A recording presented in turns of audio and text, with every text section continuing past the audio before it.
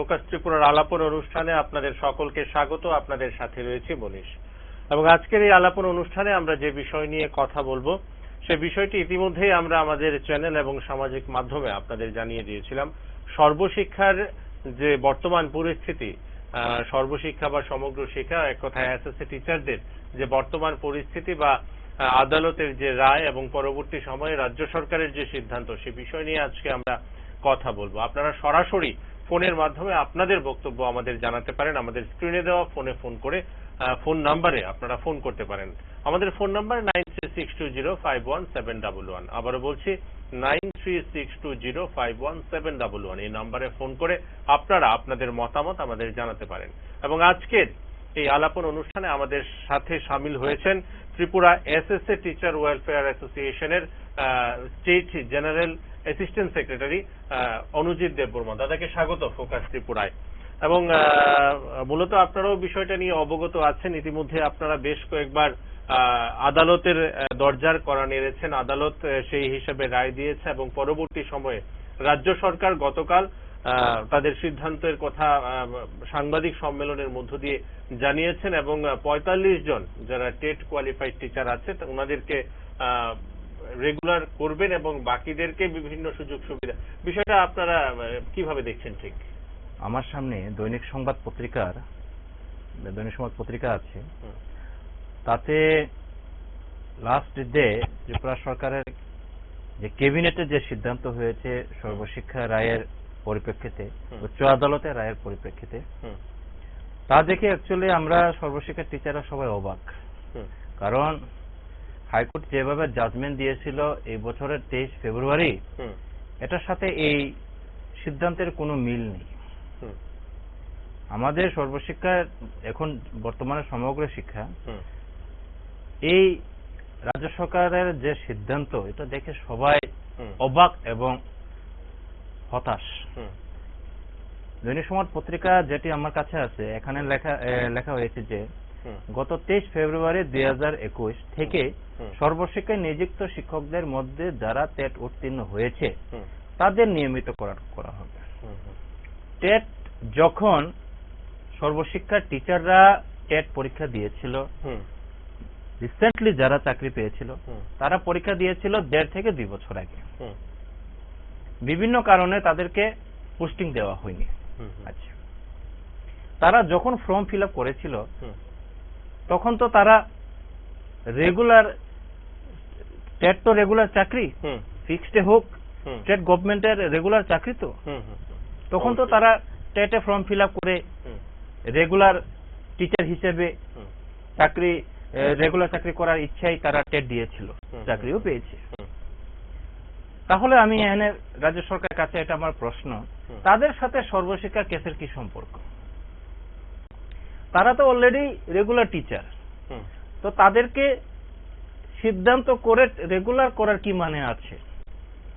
আমার প্রশ্ন এখানে রাজ্য সরকারের কাছে, 2016-তে যখন বামফ্রন্ট আমলে ত্রিপুরায় টেট বোর্ড গঠন হয়, তারপর টেট টিচার রিক্রুট করা হয় মেবি 2016 সাল থেকে।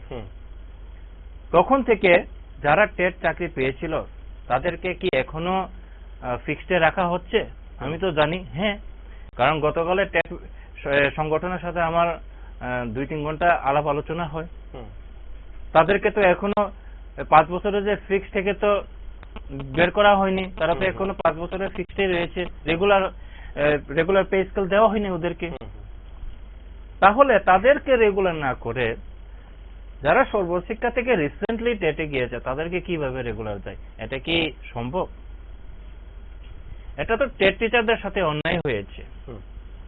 আর যারা সর্বশিক্ষা থেকে টেটে গিয়েছিল তারা তো ফর্ম ফিল আপ করেছিল অনেক আগেই, তাহলে সর্বশিক্ষা থেকে যারা টেটে গিয়েছিল তাদেরকে কিভাবে সব সুযোগ সুবিধা দেওয়া হবে? এটা তো হাস্যকর। কারণ আমার কাছে হাইকোর্টের রায়ের যে কপি আছে, তাতে যেভাবে কথা বলা হয়েছে, এই জাজমেন্টে টেটের মাধ্যমে রেগুলার হতে হবে এমন কিন্তু কিছু নেই। এখানে বলা হয়েছে 62 পেজের 54 নম্বরতে, the petitioner would have a right to be regularized after 10 years. ভারতের সুপ্রিম কোর্টের রায়ে এবং ত্রিপুরায় যারা কন্টিনজেন্সি ওয়ার্কার এবং ডিআরডব্লিউ ওয়ার্কার তাদেরকে কিন্তু 10 বছর পরে রেগুলার করা হয়। ফরেস্ট ডিপার্টমেন্টে এমন প্রমাণ আছে এবং এই ফরেস্ট ডিপার্টমেন্টে আমরা হাইকোর্টে শো করেছি। দেন আফটার হাইকোর্ট এই রায় দিয়েছে যে 10 বছর পরে যারাই কন্টিনজেন্সি ওয়ার্কার, চুক্তিভিত্তিক বা ডিআরডব্লিউ ওয়ার্কার তাদেরকে রেগুলার করার অধিকার আছে এবং তাদেরকে রেগুলার দেওয়া দরকার, যেটা আমাদের জাজমেন্টে বলা হয়েছে। 10 বছর পরে যাদের রেগুলার চাকরি করেছে তাদেরকে রেগুলার, কিন্তু গতকাল যে সিদ্ধান্ত হয়েছে তাতে কি 10 বছর যারা সর্বশিক্ষা টিচাররা চাকরি করেছে তাদেরকে রেগুলার করা হয়েছে? না। 5000 টিচারের মধ্যে অলমোস্ট এনসি যারা আছে, যারা এখনো নট কমপ্লিট, তাদের বাদ দিয়ে অলমোস্ট সবাই কিন্তু 10 বছর হয়ে গেছে। গতকাল যে সিদ্ধান্ত ক্যাবিনেট নিয়েছে তাতে কি 10 বছর যারা শেষ হয়েছে তাদেরকে কি রেগুলার করা হয়েছে? না। এখানে বলা হয়েছে যে যারা টেটের সাথে কি সম্পর্ক। আচ্ছা, এখানে বলা হয়েছে যে 10 বছর পরে রেগুলার করার জন্য এবং তাদেরকে ন্যাশনালি পে ফিক্সেশন সহ পেনশনারি বেনিফিট দেওয়ার জন্য। গতকাল এই পত্রিকা আপনি দেখতে পারেন, এই দৈনিক সংবাদ বা অন্য যে বিভিন্ন রকম পত্রিকা আছে, এখানে পেনশনারি বেনিফিট দেওয়ার যে হাইকোর্টের অর্ডার, বিভিন্ন পত্রিকা আপনারা নিশ্চয়ই দেখেছেন। এখানে কি পেনশনারি বেনিফিটে কিছু আছে? নেই। যারা টেটে অলরেডি রেগুলার জব হয়ে গেছে তারা তো ইন ফিউচারে পেনশন পাবে, অবশ্যই পুরানা পেনশন পাবে না, এনপিএস পাবে। তো তাদের সাথে আমাদের কি সম্পর্ক? তারা তো এমনি রেগুলার জব। তারপর এখানে যে টেট অনুত্তীর্ণ শিক্ষকরা যেদিন টেট কোয়ালিফাই করতে পারবে, মানে আমাদের মধ্যে যারা আর 4-5 হাজার আছে যারা ডিএলএড কমপ্লিট, তাদেরকে নাকি টেট বসতে হবে। অদ্ভুত ব্যাপার। আপনারা জানেন একটা ফোন আছে দাদা ইতিমধ্যেই, আমরা দর্শক বন্ধুর সাথে রয়েছেন। Hello hello hello hello hello, কে বলছিলেন? হ্যালো, হ্যাঁ হ্যালো, শুনতে পাচ্ছেন? হ্যাঁ কে বলছিলেন? আমি শম্ভু দাস। হ্যাঁ হ্যাঁ, শম্ভু দাস বলুন। না, বলছিলাম যে মানে সর্বশিক্ষার ব্যাপারটা নিয়ে আর কি। হ্যাঁ অনুজিৎ সেখানে উপস্থিত আছেন। হ্যালো, হ্যাঁ আপনি বলুন, আমরা শুনতে পাচ্ছি। বলছিলাম যে আসলে রাজ্য সরকার যেটা সিদ্ধান্ত হয়েছে সেটা টোটাল ভারত সাথে তো নেই। সবাইকে রেগুলার কথা আছে, অর্থাৎ যাদের ডিএলএড আছে বা যারা 50% আছে তাদের সবাইকে করার কথা। কিন্তু এখানে যারা টেট পাস করেছে তাদেরকে করা হয়েছে। তো টেটের কথা তো সেখানে বলা নেই, এবং টেট এবং ডিএলএড এটা ইকুইভ্যালেন্ট বলা হয়েছে কোর্টের যেটা। কিন্তু আমরা দেখলাম যে সেখানে রেগুলার বলতে কিছুই করা হয়নি। কিভাবে হিসাবটা করা হয়েছে আমরা সেই সম্পর্কে কিছুই জানি না। আসলে সেটা কি হলো, মানে কোর্টের ঘোষণা কি ছিল আর রাজ্য সরকার কি সিদ্ধান্ত নিয়েছে আমরা সেটা তো কিছুই বুঝতে পারছি না। মূলত সেই বিষয় নিয়ে কিন্তু আমরা আজকের এই আলাপন অনুষ্ঠানে কথা বলছিলাম এবং অনুজিৎ দা মূলত সেই বিষয়টা নিয়েই কিন্তু কথা বলছিলেন। আপনার কি এমনিতে কোনো এই বিষয়ের উপর জিজ্ঞাসা বা কোনো প্রশ্ন কি আছে অনুজিৎ দার কাছে? না, প্রশ্ন এটাই যে করার কথা ছিল এরকম, কিন্তু আমাদের তো কিছুই করা হলো না। এখন 5 বছরের স্কিম ঘোষণা করা হয়েছে, কিন্তু সেখানে তো বলা হয়েছে যে পোস্ট ক্রিয়েট করতে হবে, অথবা যদি পোস্ট খালি থাকে সেখানে নিয়োগ করতে হবে, আর তাও যদি সম্ভব না হয় সেক্ষেত্রে স্কিম তৈরি করার কথা। কিন্তু সেখানে তো কি ধরনের স্কিম তৈরি হলো আমরা কিছু বুঝতে পারছি না, সেটাই বলছিলাম আর। আপনি কোথা থেকে বলছিলেন? আমি উদয়পুর থেকে বলছি। ঠিক আছে, অসংখ্য ধন্যবাদ আপনাকে আমাদের সাথে থাকার জন্য। যে বিষয়টা দাদা আপনি যেটা বলছিলেন মূলত সেই বিষয়টাই কিন্তু ঘুরে ফিরে আসছে। দেখুন, আমাদের সম্মানীয় শিক্ষক যে প্রশ্ন করেছে, এটা তো ঠিক যে জাজমেন্টের সাথে রাজ্য সরকার যে সিদ্ধান্ত নিয়েছে ক্যাবিনেট, এটা কোনো মিল নেই।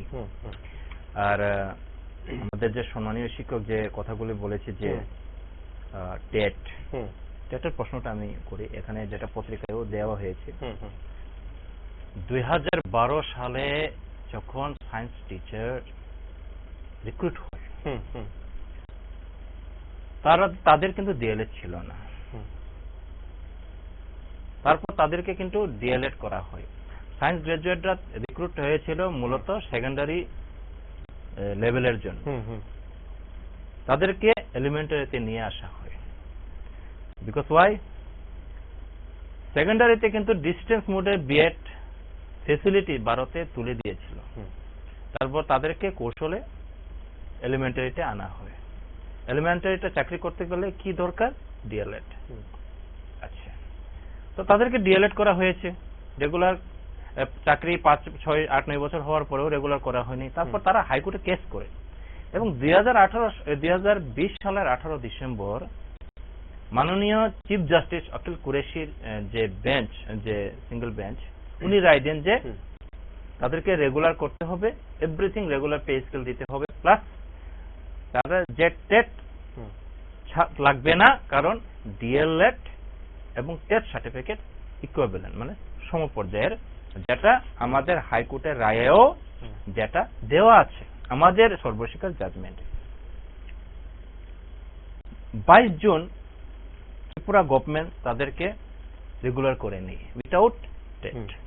তাহলে আমাদের মাননীয় শিক্ষামন্ত্রীর কাছে আমার প্রশ্ন থাকবে, প্রিন্সিপাল সেক্রেটারির কাছে আমার প্রশ্ন থাকবে, 2015 সালের 31 ডিসেম্বর পর্যন্ত টেট ছাড় দেওয়া আছে, ওই টেট ছাড়টাকে ইউজ করে তো আপনারা সায়েন্স গ্রাজুয়েটকে রেগুলার করেছেন। তাহলে আমরা কি 2015 সালের পরে চাকরি পেয়েছি? আমরা স্টার্টিং করেছি 2004 থেকে, লাস্ট রিক্রুটমেন্ট মেবি 12 বা 13।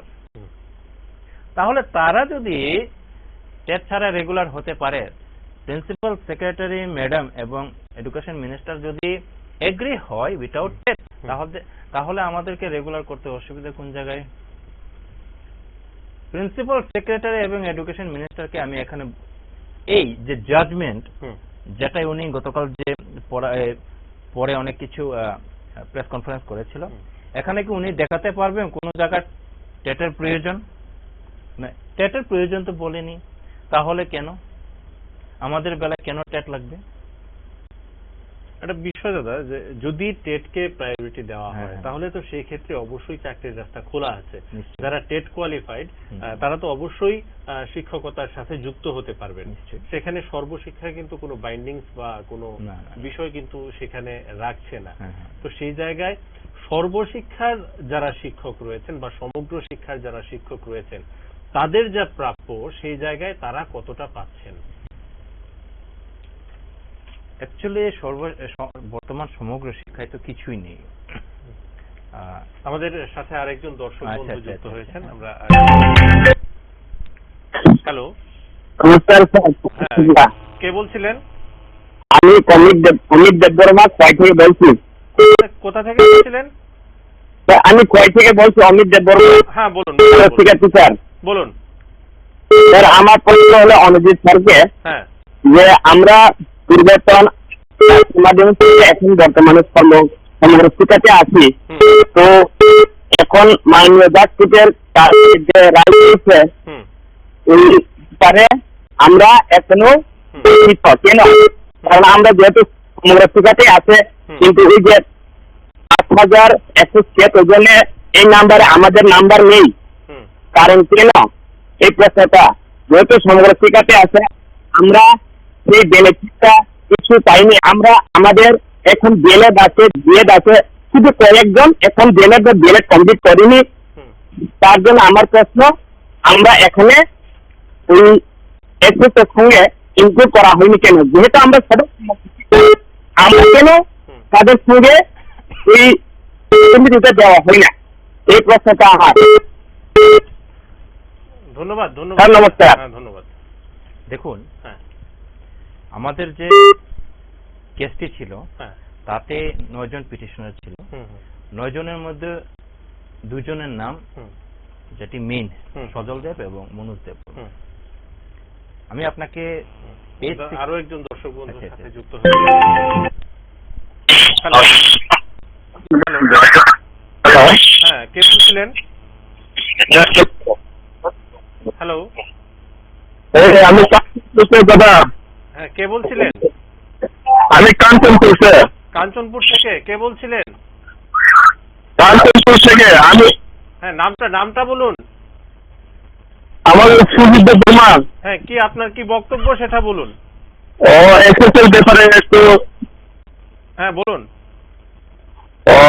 যে গতকাল যে সিদ্ধান্ত দিয়েছিল থেকে প্রকৃতভাবে রায় হয়েছে, হ্যাঁ,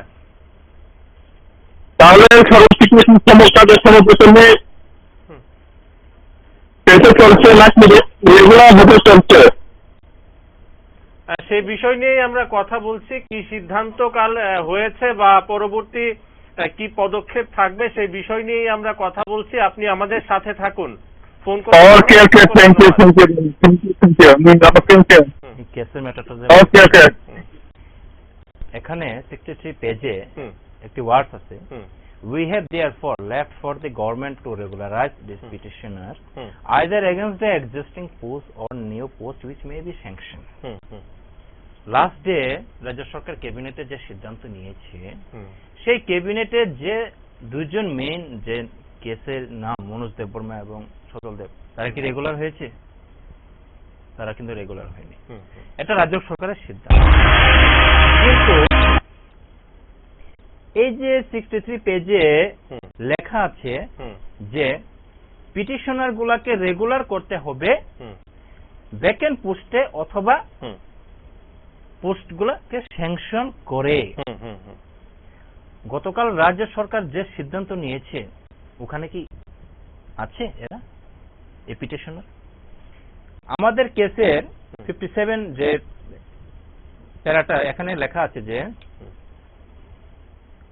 যারা কেস করেছে তাদের সাথে association petitioner spouse the cause of the class of teachers through the অ্যাসোসিয়েশনের মাধ্যমে কেস করা হয়েছে। দেখে 2 জন পিটিশনারের সাথে সমগ্র টিচার রেগুলারের আন্ডারে। রেগুলার সিদ্ধান্ত হয়েছে? রেগুলার করা হয়েছে আমাদের? না। রাজ্য সরকারের যে পত্রিকার মোতাবেক যেদিন টেট পাস করতে পারবে সেদিন শিক্ষকরা রেগুলার হবে। মানে 10,300 চাকরি যখন চলে গিয়েছিল তাদের রেগুলার চাকরিটা কাউন্ট হবে ওই দিন যেদিন তারা আবার টেট পাস করতে পারবে। তাদের এগেইনস্টে তো রায় গিয়েছিল, আমাদের তো পক্ষে এসেছে। আমাদের কেসে তো টেটের কোনো প্রশ্নই ওঠেনি। তাহলে রাজ্য সরকার কিসের ভিত্তিতে টেটের প্রশ্ন করছে? এখানে তো টেটের কোনো কিছুই নেই। আমার কোয়েশ্চেন এডুকেশন মিনিস্টার এবং প্রিন্সিপাল সেক্রেটারিকে, আপনারা কি না বুঝে কি সিদ্ধান্তটা নিয়েছেন? আপনারাই তো সিগনেচার করেছেন সায়েন্স গ্রাজুয়েটের যে কাগজে। আমাদের তো সিমিলার, সেম। তাহলে আমাদের ক্ষেত্রে কেন, ওদের ক্ষেত্রে কেন অন্য সিদ্ধান্ত? আমি শিওর রাজ্য সরকারের এই যে হতকারী সিদ্ধান্ত, রাজ্য সরকারকে হাইকোর্টে চূড়ান্ত অপমান হতে হবে আগামী 4 তারিখ। আপনারা কি এই বিষয়টা নিয়ে কি আবার আদালতে কোনো পিটিশন? আমরা অলরেডি 6 মাস পার হয়ে যাওয়ার পর কন্টেম্প অফ কোর্ট করেছি আদালত অবমাননার, যেটি রাজ্য হাইকোর্ট বলেছিল যে আপনারা 4 সপ্তাহের মধ্যে তাদেরকে কিভাবে রেগুলার করবেন একটা স্কিম তৈরি করে এটি দেখান। আমাদের কেসে একটি লেখা আছে যে আপনারা ওদেরকে সব ফ্যাসিলিটি দিবেন, ইনক্রিমেন্ট দিবেন, বেতন ইকুয়াল ওয়ার্ক ইকুয়াল পে দিবেন, 10 বছর পরে চাকরি রেগুলার করবেন, ন্যাশনাল ফিক্সেশন দিবেন, পেনশনারি বেনিফিট দিবেন, কিন্তু তাদেরকে একটি স্কিমের মধ্যে রেখে সবকিছু দিতে হবে। গতকাল আমাদের মাননীয় মিনিস্টার সুশান্ত চৌধুরী এবং এডুকেশন মিনিস্টার রতনলাল স্যার যে কথাগুলি বলেছে, তারা নাকি স্কিম তৈরি করেছে। স্কিমে নাকি টেট যারা পাস করেছে তাদের রেগুলার, আর অন্যদেরকে সমবেতন, এবং যারা যারা ডিএলএড কমপ্লিট করতে পারেনি তাদেরকে ডিএলএড এনআরএস-এর মাধ্যমে কমপ্লিট করা হবে। কিন্তু হাইকোর্ট কি একথা বলেছে? না, হাইকোর্ট তো একথা বলেনি। হাইকোর্ট বলেছে 10 বছর আপনারা একটা স্কিম রেডি করুন, একটা ফ্রেম রেডি করুন, এই স্কিমের মধ্যে টিচারদের রাখবেন, কিন্তু 10 বছর পর যারা চাকরি করেছে 10 বছর তাদেরকে রেগুলার করতে হবে।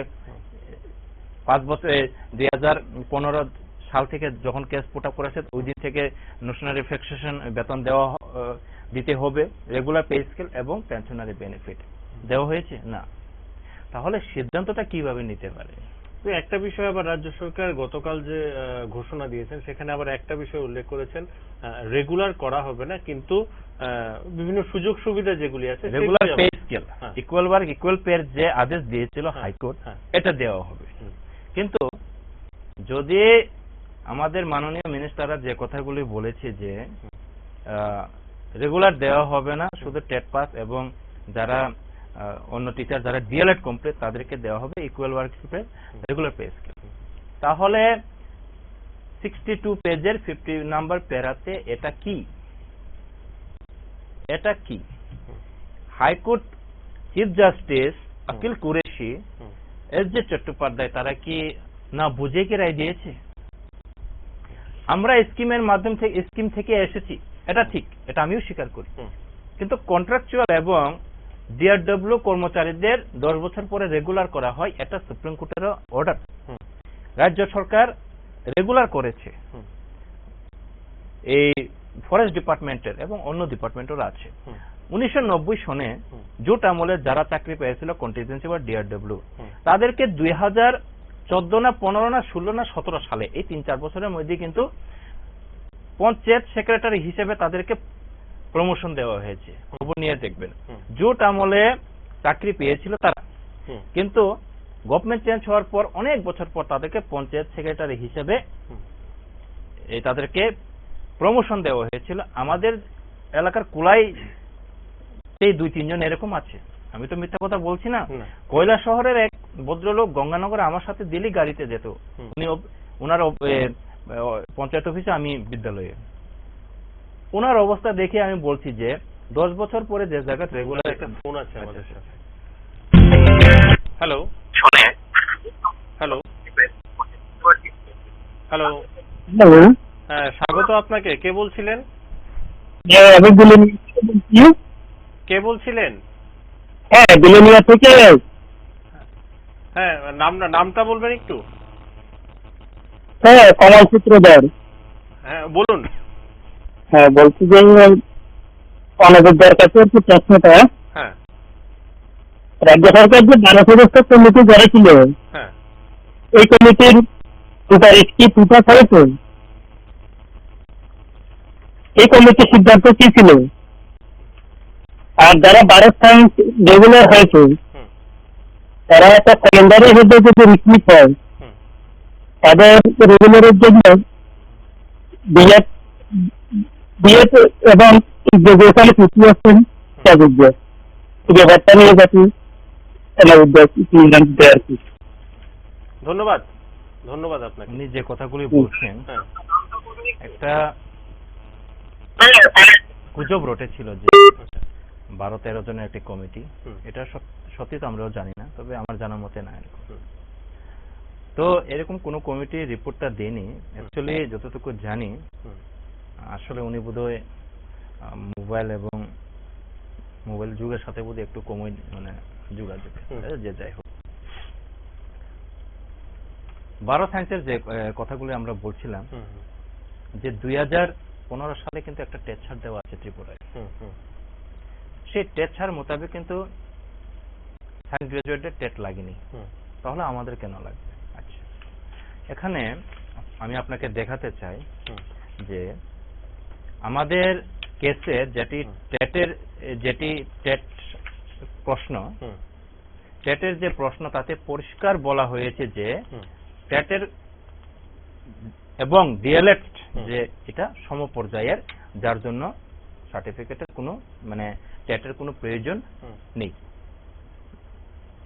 আমাদের মাননীয় হাইকোর্ট যে রায়গুলো দিয়েছিল এই রায়ে পরিষ্কার লেখা আছে যে টেট সার্টিফিকেট এবং ডিএলএড সার্টিফিকেট সমপর্যায়ের। যদি দেখে নিন,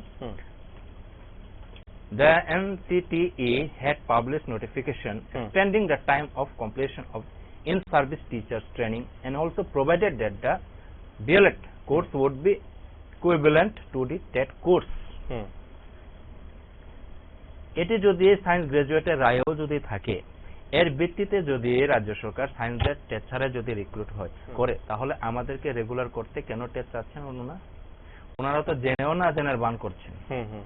আমি দেখুন পরিষ্কার মানে আমার বক্তব্য, এই গভর্নমেন্টকে আমরা যথেষ্ট ভালো পাই। এই গভর্নমেন্টকে আনার জন্য সর্বশিক্ষা টিচাররা অনেক পরিশ্রম করেছে। নির্বাচনের আগে আপনারা গণঅবস্থানেও বসেছিলেন। দেখুন আমরা গভর্নমেন্টের বিরোধিতা করছি না। 2018 সালের যখন বামফ্রন্টকে হটিয়ে বিজেপি ত্রিপুরায় সরকার গঠন করে মুখ্যমন্ত্রী হয়েছিল বিপ্লব কুমার দেব। উনি কয়েকটি জনসভা বা কয়েকটি প্রোগ্রামে উনি একটি বক্তব্য রেখেছিলেন যে আমি যদি ভুল করে থাকি জনসাধারণ আমাকে ওই ভুলটা ধরিয়ে দেবেন, আমি এটা শুধরে নেব। আমি আজকে as a ordinary person from Tripura আমি আমাদের ত্রিপুরা মাননীয় মুখ্যমন্ত্রীকে এই কথাই বলবো যে এবার বোধহয় সরকারের তরফ থেকে ভুল সিদ্ধান্ত নেওয়া হয়েছে। সরকার হাইকোর্টে অপমানিত হোক এটা আমরা চাই না, বিকজ এই সরকারটা অর্ডিনারি জনসাধারণের সরকার।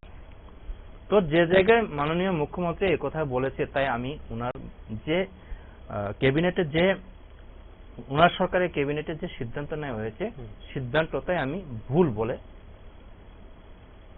প্রমাণিত করতে পারছি। কারণ হাইকোর্টের যে রায়ের জাজমেন্টের 54 পেজ নাম্বার, এখানে তো পরিষ্কার যে D Ed course would be equivalent to TET course. তাহলে সায়েন্স গ্রাজুয়েটের ক্ষেত্রে একরকম, আমাদের ক্ষেত্রে এরকম, এটা কি 4 তারিখে হাইকোর্টে টিকবে? গতকাল যে সিদ্ধান্ত নেওয়া হয়েছে এটা কিন্তু ইমপ্লিমেন্টেশন এখনো করতে পারবে না রাজ্য। কেন? কারণ দুটি কন্টেম্প অফ কোর্ট করা হয়েছে যেটি আগামী 4 তারিখে উঠবে চিফ জাস্টিস ডিভিশন বেঞ্চে। আমাদের মনোজ দেববর্মার উকিল হলো পুরুষোত্তম রায় স্যার, সজল বাবুর উকিল হলো শ্রমিক দেব, ত্রিপুরার বিখ্যাত 2 উকিল। রাজ্য সরকার যে গতকাল যে সিদ্ধান্ত নিয়েছিল সিদ্ধান্তে তারা প্রেজেন্টেশন করবে আগামী 4 তারিখ। আমাদের টিচাররা একটু আগে যে টিচারগুলি ফোন করেছে তারা হতে বলছে যে এটা ইমপ্লিমেন্টেশন হয়ে গেছে। না, ইমপ্লিমেন্টেশন এখনো হয়নি। কেন? রাজ্য সরকার 4 তারিখ এটি কোর্টে রাখবে যে আপনার কথা মতে আমরা এটা নিয়ে এসেছি। লাস্ট যেদিন কন্টেম্প অফ কোর্টের 6 তারিখ সেপ্টেম্বর কোর্টে কেস উঠেছিল, ওই দিন চিফ জাস্টিস কিন্তু পরিষ্কার বলে দিয়েছে যে সরকার উকিলকে আপনারা কি সুপ্রিম কোর্টে যাবেন? না, যাব না। তারপর জয়েন্ট ডাইরেক্টর 2-3 জনকে ডেকে সামনে চিফ জাস্টিস নাকি জিজ্ঞাসা করেছে আপনারা কি রেগুলার করবেন? হ্যাঁ, আমরা রেগুলার করব। এজ পার হাইকোর্ট জাজমেন্ট অনুসারে রেগুলার করব। এজ পার হাইকোর্ট জাজমেন্ট অনুসারে যদি রেগুলার করে, তাহলে লাস্ট ডে ক্যাবিনেটে যে সিদ্ধান্ত নেওয়া হয়েছে এটা তো টোটালি বিপরীত। তো এটা কি হাইকোর্টে টিকবে? আমার তো মনে হয় না। আমি মনে করি এটা হাইকোর্টে টিকবে না। আমাদের টিচারদের হতাশ হওয়ার কিছু নেই, কারণ হাইকোর্ট যে রায় দিয়েছে, একটা কথা মনে রাখবেন, হাকিম নড়ে কিন্তু হুকুম কিন্তু নড়ে না। এটা কিন্তু হুকুম হয়ে গেছে এবং রাজ্য সরকার কিন্তু মুচলেখা দিয়ে এসেছে যে আমরা সুপ্রিম কোর্টে যাব না এবং আমরা হাইকোর্টের জাজমেন্ট অনুসারে রেগুলার করব। স্কিম বানিয়ে হাইকোর্টে যেটা নির্দেশ দিয়েছে এটার মধ্যে, কিন্তু স্কিম বানিয়েছে রাজ্য সরকার ঠিক, কিন্তু হাইকোর্টে যে জাজমেন্ট দিয়েছে এটার মোতাবেক না। তাই টিচারদের আমি এটাই বলবো 4 তারিখ অপেক্ষা করুন, কোর্ট শেষ কথা বলবো। না, এখন একটা কথাই আপনার কথার পরিপ্রেক্ষিতে আসছে এবং এটাই বাস্তব যে রাজ্য সরকার গতকাল সাংবাদিক সম্মেলনে বা পরবর্তী সময়ে যে সমস্ত বিবৃতি সামনে এসেছে যে রাজ্য সরকার কোর্টের যে নির্দেশ সেই নির্দেশ মোতাবেক তারা একটা সিদ্ধান্ত গ্রহণ করেছে এবং সেই বিষয়টাই কোর্টে প্রডিউস করা হ্যাঁ, হবে হ্যাঁ, নিশ্চয়ই। এবং পরবর্তী সময় তার উপর ভিত্তি করে কিন্তু কোর্ট তার যে বক্তব্য সেটা পেশ করবেন। আচ্ছা, এখন সেই জায়গায় যদি দেখা যাচ্ছে যে রাজ্য সরকার যে একটা সিদ্ধান্ত নিয়েছেন সেটা মোটামুটি কোর্ট যদি সেদিকে যদি হাঁটে তখন কি অবস্থা দাঁড়াবে? দেখুন হাইকোর্ট যে জায়গায় জাজমেন্ট দিয়েছে যে স্কিম তৈরি করতে, রাজ্য সরকার স্কিম তৈরি করেছে, ঠিক আছে, কিন্তু হাইকোর্ট যে নির্দেশগুলো দিয়েছিল স্কিমে কি রাখা হয়েছে? না না। তা রাজ্য সরকার যেটা প্রডিউস করবে 4 তারিখ অক্টোবর, এটা তো মাননীয় হাইকোর্ট তো দেখবে যে জাজমেন্ট মোতাবেক হয়েছে কিনা। আর হাইকোর্ট একবার রায় দেওয়ার পরে যদি এটা চেঞ্জ যদি করে বা রাজ্য সরকারের যে অবাস্তব যে সিদ্ধান্তগুলি নিয়েছে এটাকে যদি সায় দিয়ে দেয়, তাহলে হাইকোর্টের প্রতি মানুষের তো বিশ্বাসই থাকবে না। এবং আমি এখানে একটা প্রশ্ন করতে চাই, যেভাবে হাইকোর্টের রায়টাকে ঘুরিয়ে মুচিয়ে সিদ্ধান্ত নেওয়া হয়েছে, তাহলে তো 10,323-এর শিক্ষকদেরও তো চাকরি দিয়ে দিতে পারতো, ঠিক তো? কারণ হাইকোর্টের রায়কে স্কিম করে আপনারা এর মধ্যে সবকিছু ফ্যাসিলিটি দিবেন, এটাই তো বলা হয়েছে না? আচ্ছা, ফরেস্ট ডিপার্টমেন্টে যখন কন্টিনজেন্সি ওয়ার্কার গুলোকে রেগুলার করা হয়েছিল তখন তারা ছিল অফিসের একজন কন্টিনজেন্সি ওয়ার্কার, তারা কিন্তু ফরেস্ট ডিপার্টমেন্টের আন্ডারে না। রেগুলার করার পর তাদেরকে ফরেস্ট ডিপার্টমেন্টের আন্ডারে নেওয়া হলো। আমাদেরকে স্কিম করে কিভাবে রেগুলার করা যায়, থাকবো তো আমরা এডুকেশন ডিপার্টমেন্টেই, সিদ্ধান্ত তো এরকমই। আর আপনি যে কথা বলছেন যে একটু আগেও আমি এই কথা রিপিট করে বলেছিলাম যে হাকিম কিন্তু নড়ে যায়, হুকুম কিন্তু নড়ে না। কারণ এরকম যদি নলেজ মানে হাইকোর্টের রায়টা যদি চেঞ্জ হতে পারতো তাহলে তো আমাদের 10,323 বায়ু তারা তো আজকে চাকরি পেতে পারতো, ঠিক তো? তো আরেকটা বিষয় যেটা আপনি যে কিছুক্ষণ আগে বলেছিলেন যে রাজ্য সরকার কিন্তু কোর্ট যে রায় দিয়েছে সেই জায়গায় রাজ্য সরকার কিন্তু গ্রহণ করেছে যে সমস্ত গাইডলাইন আছে সেই গাইডলাইন, যেমন টেট উত্তীর্ণ তাদেরকে বা যারা সর্বশিক্ষায় নিযুক্ত আছেন উনাদেরকে সমস্ত রকম সুযোগ সুবিধা দেওয়া হবে, এমনকি ইনক্রিমেন্টের বিষয়টাও কিন্তু সেই জায়গায় ছিল।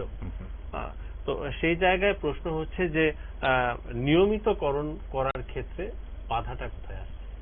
আপনাদের কি বক্তব্য সেই জায়গায়? দেখুন, যখন হাইকোর্টে কেস চলছিল রায়ের আগে chief justice sir Akil Kureshi for respondent এখানে যে বিদ্যুৎ মজুমদার অ্যাসিস্ট্যান্ট সলিসিটর জেনারেল কেন্দ্র সরকারের লয়ার প্রত্যেক হাইকোর্টে কিন্তু থাকে, উনাকে জিজ্ঞাসা করেছিল যে আপনাদেরকে টাকার সমস্যা আছে, স্টেট গভর্নমেন্ট যদি চায় আপনারা টাকা দিবেন?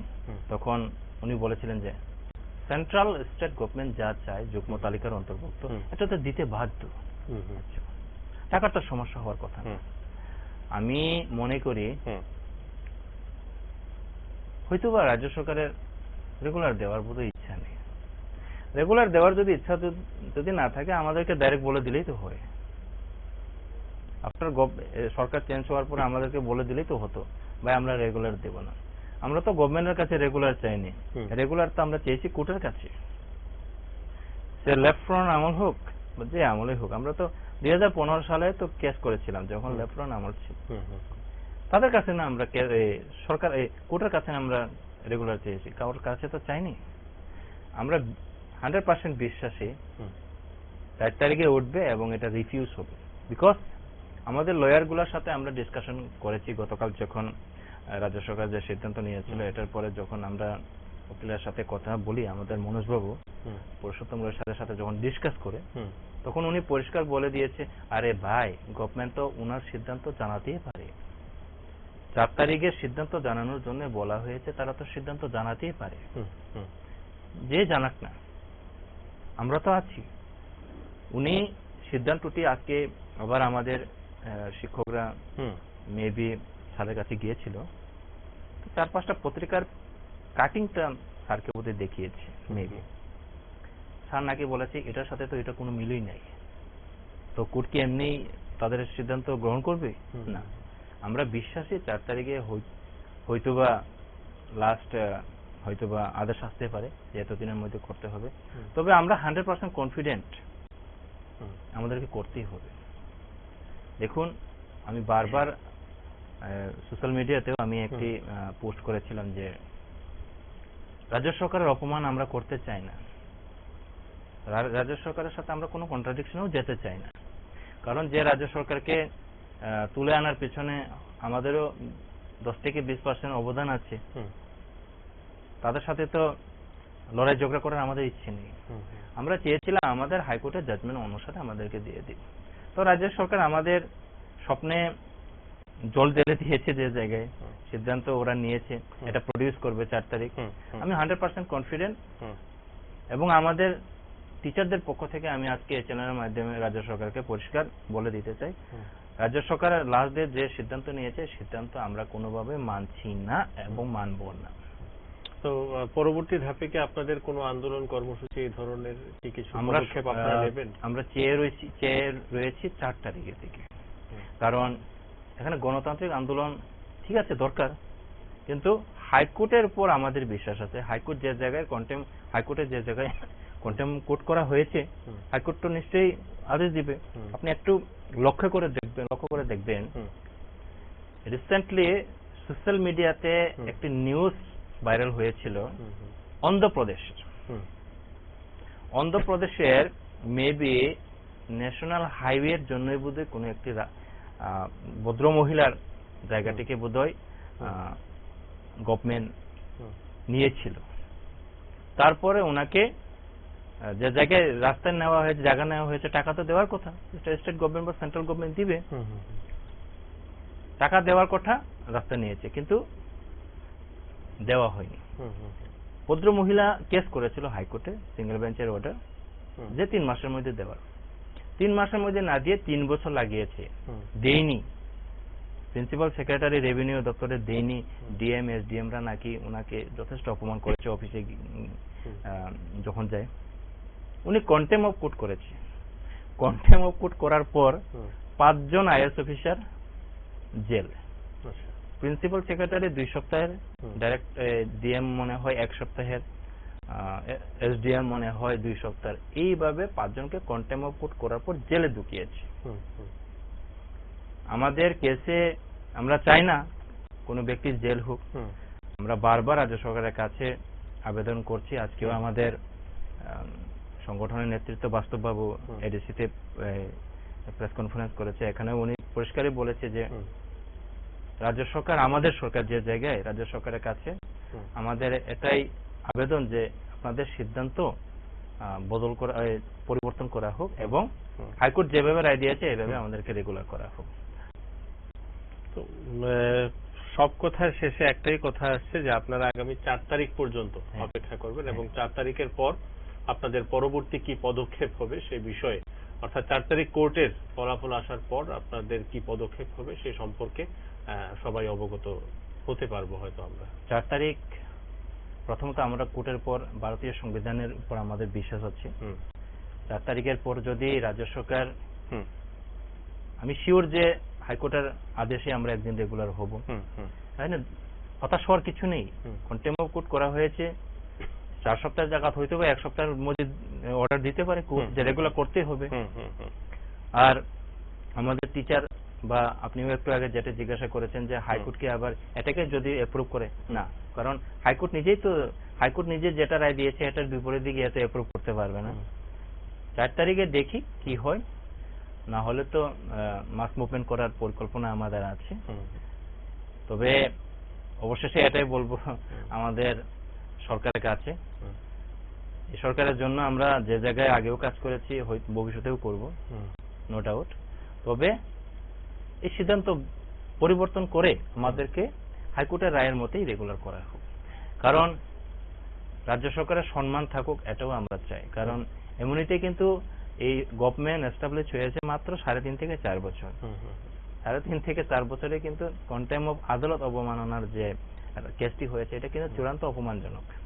কারণ একটি সরকার যখন হাইকোর্টের রায়কে মানে না, তখন কিন্তু এটাকে সংবিধানকে গ্রহণ করে না বা সংবিধানকে অবজ্ঞা করে, এরকম এটা সমপর্যায়ে কিন্তু সত্যি। তো রাজ্য সরকারের কাছে এটাই আবেদন যে আমাদের টিচারের দিকে চেয়ে হোক, আমাদের যে সিদ্ধান্ত নেওয়া হয়েছে এটা চেঞ্জ করা হোক এবং আগামী 4 তারিখে যেন হাইকোর্টের রায়ের মতেই ওনারাও কাগজটা প্রডিউস করুক এবং আমাদের রেগুলারটা হোক, এটাই ছিল। অসংখ্য ধন্যবাদ দাদা, আপনার ব্যস্ততার মধ্যেও আমাদের সময় দিয়েছেন আজকের দিনে, এবং দর্শক বন্ধুরা আপনারাও আমাদের সাথে ছিলেন এবং আজকে আমাদের সাথে উপস্থিত ছিলেন ত্রিপুরা এসএসএ টিচার ওয়েলফেয়ার অ্যাসোসিয়েশনের assistant general secretary Anujit Debbarma, এবং যে বিভ্রান্ত বা যে ধরনের বার্তা ছড়াচ্ছে সে বিষয়ে নিয়ে মূলত স্পষ্টীকরণ দেওয়ার জন্যই কিন্তু উনি এখানে এসেছিলেন, এবং ওনার কথার মধ্য দিয়ে কিন্তু গোটা বিষয়টাই উনি তুলে ধরেছেন। এবং আপনারাও আমাদের সাথে ফোনে ছিলেন, অনেকে বন্ধুরা ছিলেন, অনেক শিক্ষক বাবুরা শিক্ষক মশাইরা ছিলেন, ওনারাও ওনাদের বক্তব্যটা তুলে ধরার চেষ্টা করছেন। কিন্তু সব কথার শেষ কথা যেটা, আগামী 4 তারিখ আদালতে গোটা বিষয়টি নিয়েই উঠবে, এবং আদালতের প্রতি সর্বশিক্ষার যারা শিক্ষক রয়েছেন ওনাদের পূর্ণ আস্থা আছেন এবং রাজ্য সরকারের উপরেও কিন্তু ভরসা আছেন, এবং রাজ্য সরকার ওনাদের যে বক্তব্য, রাজ্য সরকার ওনাদের সিদ্ধান্ত শিক্ষকদের স্বার্থেই নেবে, এবং সেই আশাতেই কিন্তু ওনারা আছেন। আপনারা আমাদের সাথে ছিলেন, তার জন্য আপনাদের অসংখ্য ধন্যবাদ। অনুষ্ঠান শেষ করব প্রতিদিনের মতো যে কথাটি আপনাদেরকে বলি সেটা আজকেও বলবো। সামনেই শারদ উৎসব আসছে, আমাদের বিভিন্ন উৎসব আসছে, সেই জায়গায় কোভিড পরিস্থিতি অত্যন্ত একটি ভয়ানক পরিস্থিতি হতে পারে যদি না আমরা সচেতন হই। বর্তমানে রাজ্যে কোভিড পরিস্থিতি একটা জায়গায় এসে পৌঁছেছে, এবং তার জন্য সরকার যে নীতি নির্দেশিকা দিয়েছেন সেগুলিকে অবশ্যই আমরা মান্যতা দিয়ে যদি চলতে পারি তাহলে অবশ্যই আগামী দিন একটি সুস্থ সমাজে আমরা কিন্তু যেতে পারবো, এবং তার জন্য অবশ্যই আমাদের আরো বেশি সচেতন হতে হবে। আমরা যদি সচেতন হই, আমাদের পাশের বন্ধুটিকে যদি সচেতন করতে পারি, তবে অবশ্যই এই মহামারীকে আমরা রুখতে পারবো। অনুষ্ঠান শেষ করব, তার আগে একটা কথা বলবো, আমাদের ফোকাস ত্রিপুরার অন্যান্য আপডেটস এবং সংবাদ দেখার জন্য অবশ্যই চোখ রাখুন ফোকাস ত্রিপুরার পর্দায়। আগামীকাল অন্য কোনো বিষয় নিয়ে আবার আপনাদের সাথে কথা বলতে আসবো, এবং অবশ্যই আপনারা আমাদের সাথে থাকবেন। আমাদের আলাপন অনুষ্ঠানে আপনারা ফোন করবেন, আপনাদের ফোন পেলে আমাদের এই অনুষ্ঠান আরো প্রাসঙ্গিক এবং সুন্দর হয়ে উঠবে, তাই আপনাদের ফোন অবশ্যই আমরা চাইছি। আজকের মতো বিদায় নিচ্ছি, দাদাকে অসংখ্য ধন্যবাদ আমাদের সাথে থাকার জন্য। সকলে ভালো থাকবেন, সুস্থ থাকবেন, শুভরাত্রি, নমস্কার।